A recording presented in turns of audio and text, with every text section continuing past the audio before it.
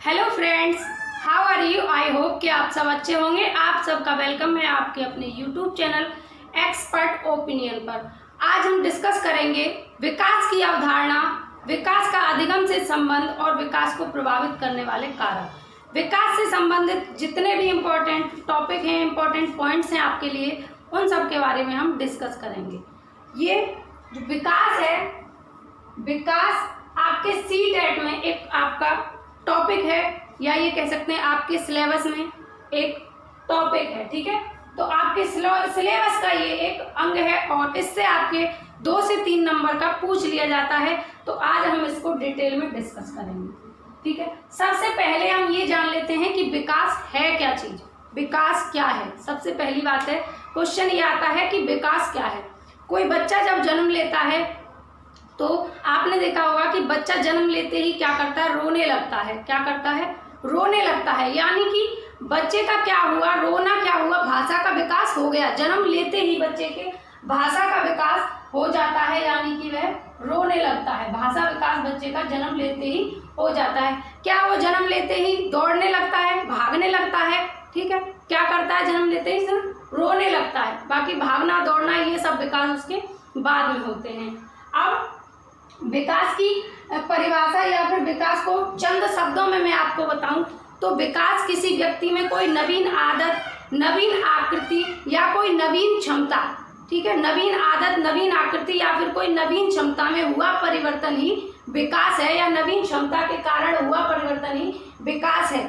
जैसे मान लीजिए किसी व्यक्ति में कोई नई आदत आई तो उसके कारण उसमें क्या होगा, परिवर्तन होगा, और परिवर्तन होने के बाद जो होता है वो क्या होता है, विकास होता है।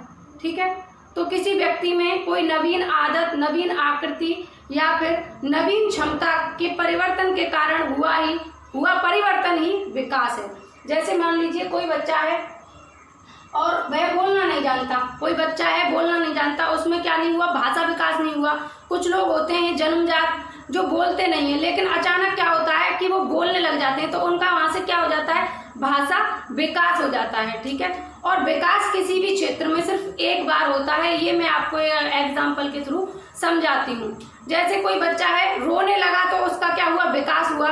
ठीक है, एक शब्द बोलने लग गया कोई बच्चा छोटा, तो उसका विकास तो वहीं पर हो गया, भाषा विकास वहीं शुरू हो गया उसका। जब वो रो गया यानी कि उसकी आवाज निकली तो भाषा निकली, जैसे ही तो क्या हुआ, उसका भाषा विकास हुआ। लेकिन उसके बाद धीरे धीरे वो शब्द बोलना सीखता है, फिर वाक्यों को बोलना सीखता है, फिर पूरे निबंध पर अपने पर टिप्पणी देने लगता है, अपने वाक्यों को, अपने जो है विचार हैं उनको व्यक्त करने लगता है। तो फिर उसमें क्या होता है, उसकी भाषा में वृद्धि होती है, ना कि भाषा विकास। भाषा यानी कि विकास सिर्फ एक बार होता है किसी एक क्षेत्र में, फिर उसके बाद क्या होती है, वृद्धि। जैसे एक बच्चा है और बच्चे का गर्भ में क्या हुआ, पैर बन गया। क्या बन गया, पैर बन गया। तो क्या पैर बार बार बनता ही रहेगा? नहीं, ऐसा नहीं होता। पैर एक बार बनेगा, लेकिन फिर वो धीरे धीरे उसकी आकृति बढ़ती चली जाएगी, यानी कि विकास क्या हुआ, एक बार हुआ और फिर उसमें क्या हुई, वृद्धि हुई। ठीक है, तो चलिए विकास की विशेषताओं के बारे में हम डिस्कस कर लेते हैं। विकास की विशेषताओं के बारे में डिस्कस करेंगे। उससे पहले मैं आपको बता दूं कि आप हमारे टेलीग्राम चैनल से जुड़ जाएं। वहां पर आपको सभी PDF फाइल प्रोवाइड कराई जाती हैं, बिल्कुल फ्री ऑफ कॉस्ट। तो आप वहां से लाभ उठा सकते हैं, ये आपके लिए अच्छा रहेगा। मैं इसलिए आपसे कह रही हूँ, बाकी आपकी चॉइस है, लेकिन जुड़ जाएंगे तो आपको PDF वहां से मिल जाएंगी। अब इसकी विशेषताओं के बारे में डिस्कस करते हैं। विकास की विशेषताएं क्या है, तो अविरल, क्रमिक और सतत। अविरल, क्रमिक और सतत, यानी कि विकास की विशेषता क्या हो गई कि विकास अविरल चलता है, क्रमिक चलता है और सतत प्रक्रिया है। विकास की प्रक्रिया कैसी है, सतत प्रक्रिया है, अविरल प्रक्रिया है, क्रमिक प्रक्रिया है। विकास हमेशा क्रम में होगा। ठीक है, कैसे होगा, क्रम में होगा विकास। और सतत प्रक्रिया है, जीवन पर्यंत चलती है, जब से बच्चा गर्भ धारण करता है तब से लेकर और जब तक कि व्यक्ति की मृत्यु होती है, मृत्यु तक चलता है। ठीक है, बॉर्न टू बूम चलता है, ये जन्म से मृत्यु तक चलता है। तो विकास कैसी प्रक्रिया है, अविरल है, क्रमिक है और सतत प्रक्रिया है, ये आपको ध्यान रखना है। कई बार CTET में पूछा जा चुका है कि विकास कैसी प्रक्रिया है। 4 ऑप्शन रख देता है आपके सामने, जिसमें एक ऑप्शन रखेगा कि विकास सतत प्रक्रिया है या निरंतर चलने वाली प्रक्रिया है, बाकी 3 ऑप्शन आपके अलग तरीके से रख देंगे। तो आपको ध्यान रखना है कि विकास अविरल, क्रमिक और सतत प्रक्रिया है। नेक्स्ट पॉइंट है आपका शारीरिक, संज्ञानात्मक, भावात्मक, क्रियात्मक, संवेगात्मक, भाषागत और सामाजिक। यानी कि विकास के अंतर्गत कौन कौन से परिवर्तन होते हैं, किस तरीके का विकास होता है, कौन कौन से विकास के पक्ष हैं, पक्ष कौन कौन से हैं, एरियाज क्या हैं। तो विकास क्या है, शारीरिक विकास होता है, संज्ञानात्मक विकास होता है, भावनात्मक विकास होता है, क्रियात्मक, संवेगात्मक, भाषागत, सामाजिक और भी बहुत सारे विकास होते हैं। ठीक है, विकास शरीर के क्षेत्र में होता है, किसी अंग का विकसित होना विकास है, कैसा, शारीरिक विकास है। संज्ञानात्मक विकास, कोई नई चीज के बारे में बोध होना, नई चीज के बारे में जानकारी आना आपके पास क्या है, संज्ञानात्मक विकास है।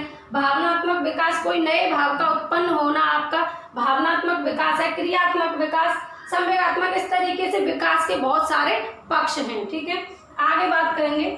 नेक्स्ट पॉइंट है रुचियों, स्वभाव, मूल्यों, आदतों, दृष्टिकोणों, व्यक्तित्व तथा व्यवहार। ठीक है, तो विकास के अंतर्गत किन किन चीजों का ध्यान रखा जाता है, किन किन क्षेत्रों में विकास होता है, इसके बारे में ये पॉइंट है। तो आपका विकास क्या है, रुचियों के अंतर्गत विकास होता है, स्वभाव किसी व्यक्ति का कैसा है उसमें विकास होता है, विकास मूल्यों में विकास होता है। आपने देखा है कि अब क्या है, स्टडी में यानी कि अध्ययन में, पाठ्यक्रम में मूल्यों का एक टॉपिक रखा जाता है, बच्चों में मूल्यों का निर्माण कैसे करें, मूल्यों में विकास होता है, आदतों में विकास होता है, दृष्टिकोणों में, पहले दृष्टिकोण क्या था अब क्या है, उन दृष्टिकोणों में बच्चे का क्या होता है, विकास होता है, व्यक्तित्व विकास और व्यवहार में विकास, व्यवहार परिवर्तन विकास। ठीक है, नेक्स्ट पॉइंट है गर्भधारण से मृत्यु पर्यंत तक। विकास की विशेषता है ये कि विकास क्या है, जब से गर्भ धारण करता है बच्चा तब से लेकर और मृत्यु पर्यंत तक चलता है। नेक्स्ट पॉइंट है सामान्य से विशिष्ट की ओर। ठीक है, सामान्य से विशिष्ट की ओर चलता है विकास हमेशा। पहले क्या है, विकास में सामान्य चीजें बच्चा सीखता है, कैसी चीजें, सामान्य चीजें, सामान्य क्रियाएं करना सीखता है और फिर उसको एक विशिष्ट रूप में उस पर अपना कंट्रोल पा लेता है, विशिष्टता पर आ जाता है। ठीक है, नेक्स्ट है बहुआयामी। ठीक है, बहुआयामी, इसको देखो सामान्य से विशिष्ट की ओर एक एग्जांपल है जिससे आप अच्छे से समझ जाएंगे। जैसे छोटा बच्चा होता है, जब छोटा बच्चा रोता है तो कैसे रोता है, पूरे हाथ पैर बॉडी सारी उसकी सब बॉडी एक्टिव रहती है, आंखें बहती हैं और ये पसीने आ जाते हैं, मुंह अलग चलता है, हाथ पैरों को अलग हिलाएगा, पूरी बॉडी को हिलाएगा, इस तरीके से रोता है, आपने देखा होगा। और जब बड़ा हो जाता है बच्चा, जैसे कि आप बड़े हो गए, तो क्या आप ऐसे नौटंकी कर करके रोते हैं, नहीं ना। आप कैसे रोएंगे, कोई एक कोना देखेंगे जहां आपको कोई देख ना सके, चुपके से रोएंगे। और फिर रोना भी ऐसा कि सिर्फ आंखों से आंसू निकलेंगे, ना कि आपके हाथ पैरों को चलाएंगे आप, ना पूरा ऐसे ऐसे करके हिलेंगे, ऐसा नहीं होता। तो क्या है, पहले क्या है, सामान्य चीज आई बच्चे के अंदर, सामान्य तरीके से उसको रोना आया। फिर क्या है, बड़े होते होते जैसे ही जैसे विकास होता गया वैसे क्या है, एक विशिष्ट रूप पा लिया आपने। किसी भी चीज पर, किसी भी क्षेत्र में हो सकता है। तो सामान्य से विशिष्ट की ओर होता है प्रत्येक क्षेत्र में। पहले सामान्य चीजें सीखता है बच्चा, फिर विशिष्टता की ओर जाता है। विकास बहुआयामी होता है, कैसा होता है, बहुआयामी होता है, यानी कि कभी धीरे, कभी फास्ट, कभी स्लो, कभी फास्ट, ऐसे विकास चलता है, बहुआयामी होता है। लचीला होता है विकास, कैसा होता है, लचीला। लचीला क्यों होता है, क्योंकि लचीला क्यों होता है, क्योंकि इसमें क्या होता है, परिवर्तन होता रहता है, परिवर्तनशील है। कैसा है, परिवर्तनशील है। परिवर्तनशील ऐसे है, पहले किसी चीज में विकास हुआ लेकिन उसमें क्या है, और ज्यादा विकास होने की प्रक्रिया क्या है, लचीली प्रक्रिया है। ठीक है, नेक्स्ट है मात्रात्मक व गुणात्मक। विकास कैसी प्रक्रिया है, मात्रात्मक व गुणात्मक, यानी कि ये मात्रात्मक प्रक्रिया भी होती है और गुणात्मक प्रक्रिया भी होती है। जैसे गुणात्मक तो इसलिए होती है क्योंकि इसको देखा नहीं जा सकता, ये गुणों में क्या है, विभक्त होती है। और मात्रात्मक में एक एग्जांपल है, जैसे कि कोई बच्चा, छोटा बच्चा जब शैशवावस्था में होता है तो आपको पढ़ाया जाता है बुक्स में और आपके एग्जाम में भी पूछा जाता है कि बच्चे का विकास, जो मानसिक विकास है, यानी कि मन को मस्तिष्क का विकास 90% शैशवावस्था में हो जाता है, आपको ये पढ़ाया जाता है। ठीक है, तो अब आपको कैसे पढ़ा दिया गया कि विकास 90% जो है आपका शैशवावस्था में हो जाता है, क्योंकि इसके कुछ पक्षों को मापा जा सकता है, सभी पक्षों को तो नहीं मापा जा सकता, लेकिन इसके कुछ पक्षों को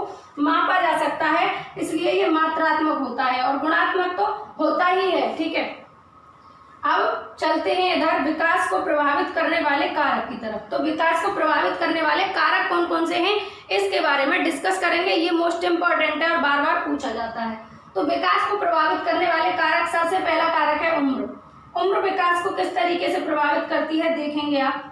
तो उम्र कैसे प्रभावित करती है, क्या होता है कि शुरुआती विकास जो होता है वो शिशु की अपेक्षा बालिका शिशु में अधिक होता है। बालक शिशु की अपेक्षा बालिका शिशु का बहुत फास्ट होता है, यानी कि जल्दी होता है। तो उम्र प्रभावित कर रही है, ठीक है।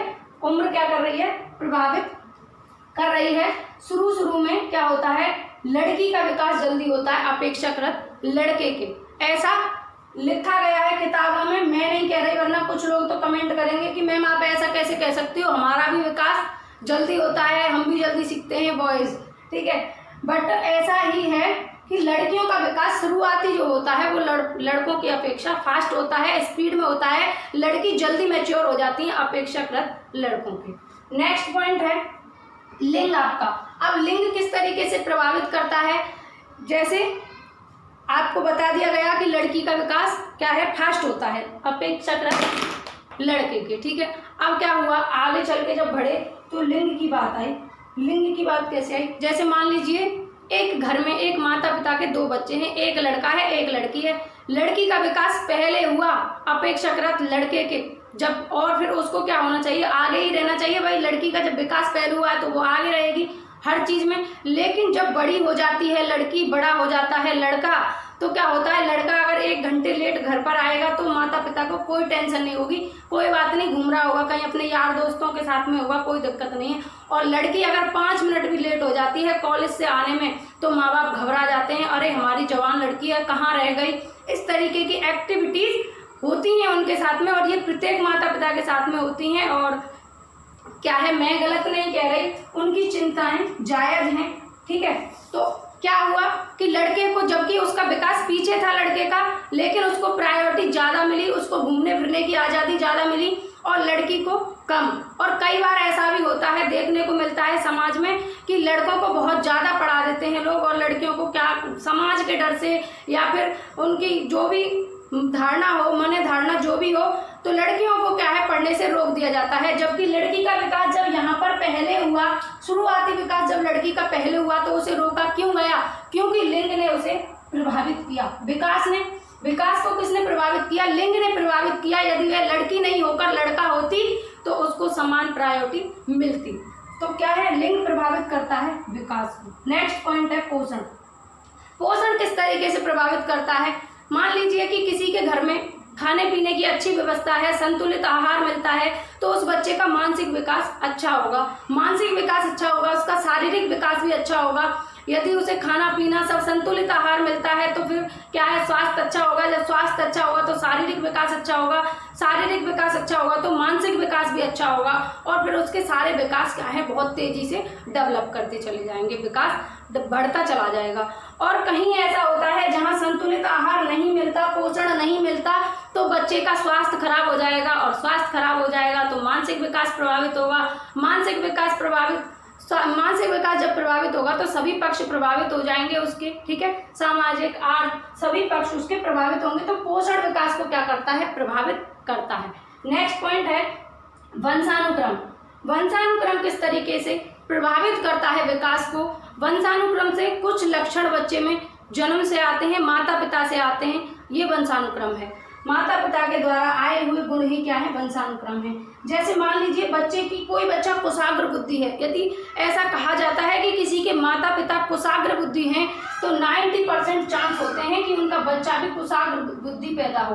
तो क्या हुआ यहाँ पर, विकास को किसने, और जब कुशाग्र बुद्धि बच्चा होगा तो वो हर चीज को, जैसे उसकी तर्क करने की शक्ति फास्ट होगी, ठीक है, ग्रहण शक्ति फास्ट होगी, चीजों को जल्दी से ग्रहण करेगा।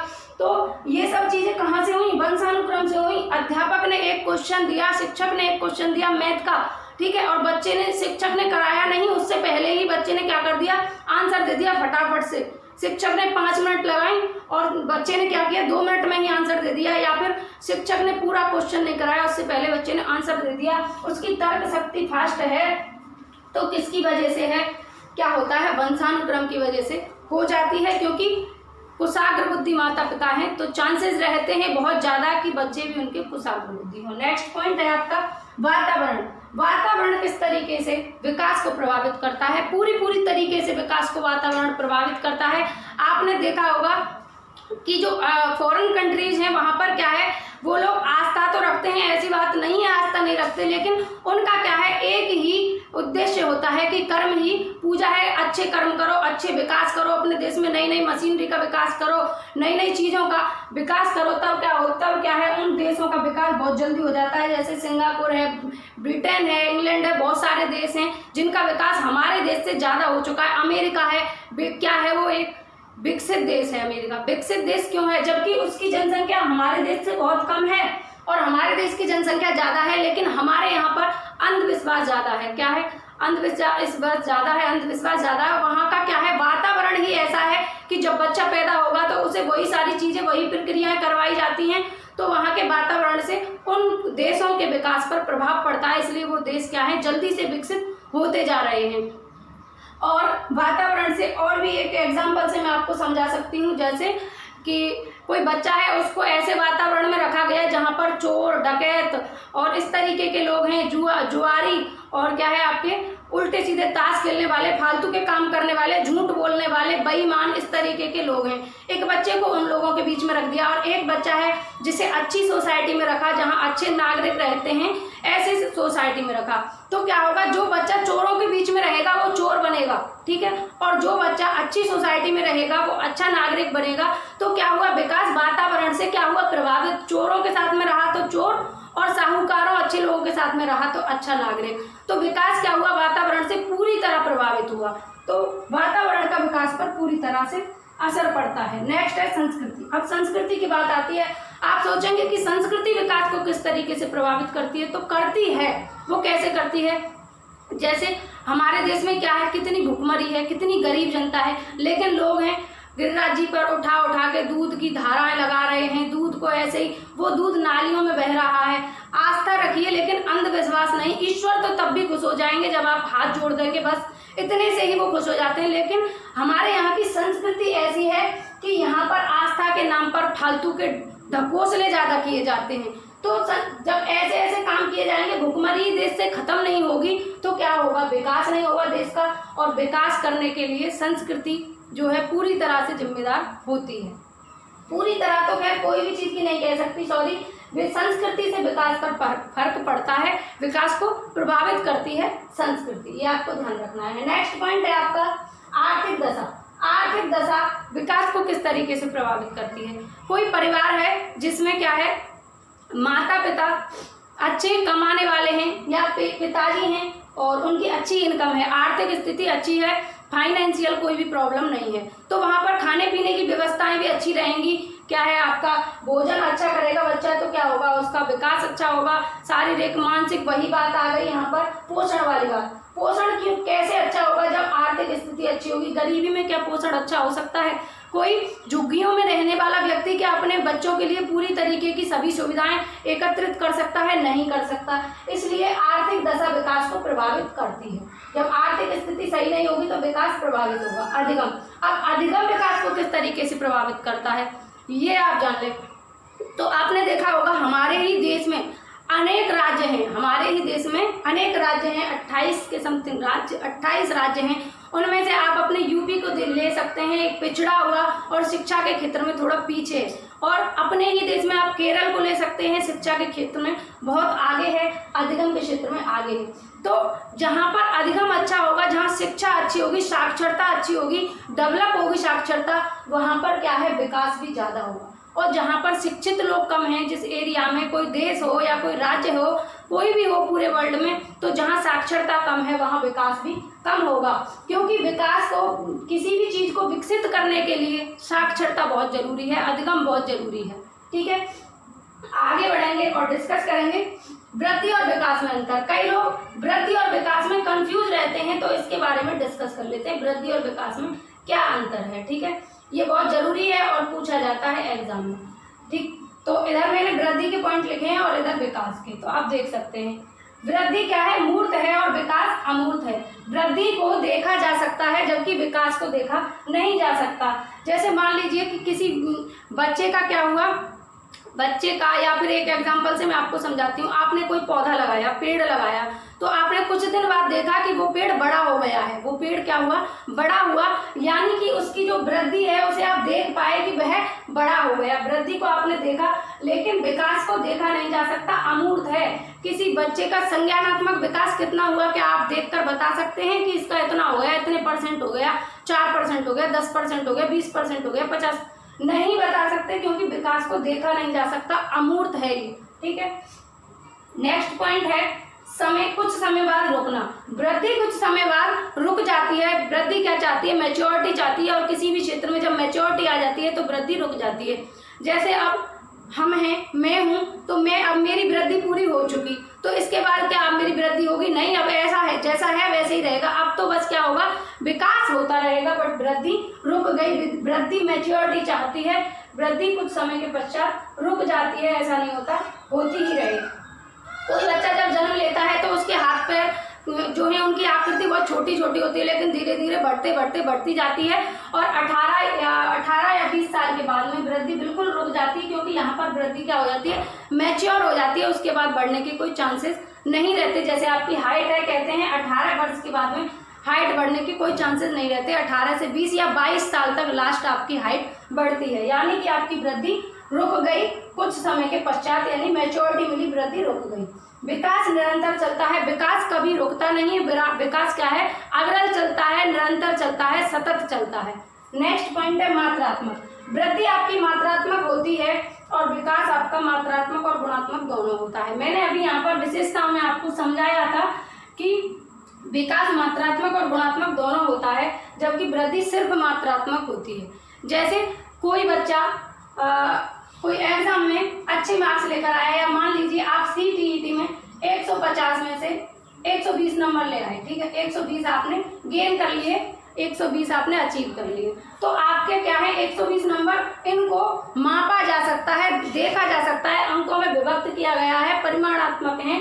तो क्या है ये, मात्रा है, क्या है, मात्रा की 150 में से कितनी मात्रा में अंक लिया है, 120 अंक लिया है। तो वृद्धि क्या है, मात्रात्मक है, और विकास मात्रात्मक और गुणात्मक दोनों है। जैसे मैंने आपको समझाया कि विकास को क्या है, गुणों में देखा जा सकता है, ना कि मात्रा में भी देखा जा सकता है, मात्रात्मक गुण, लेकिन सभी पक्षों को मात्रा में नहीं देखा जा सकता, सभी पक्षों को मात्रा में नहीं देखा जा सकता। जैसे मैंने आपको बताया, शैशवावस्था में बच्चे के 90% मस्तिष्क का विकास हो जाता है, तो ये एक मात्रा में देख लिया गया, माप लिया गया, लेकिन सभी पक्षों को नहीं मापा जा सकता। ठीक है, और गुणात्मकता की बात करें तो मान लीजिए किसी बच्चे ने 120 गेन किए और कोई बच्चा है उसने 110 गेन किए, तो क्या आप इन नंबरों के जो है नंबरों के ऊपर नंबरों को रखकर क्या ये बता सकते हैं कि ये बच्चा कम विकसित है या ये ज्यादा विकसित है? नहीं, क्योंकि गुण किसमें ज्यादा है या फिर बुद्धि किसकी तेज चल रही है, इसका पता आप नहीं लगा सकते नंबरों के अकॉर्डिंग, यानी कि मात्रा के अकॉर्डिंग।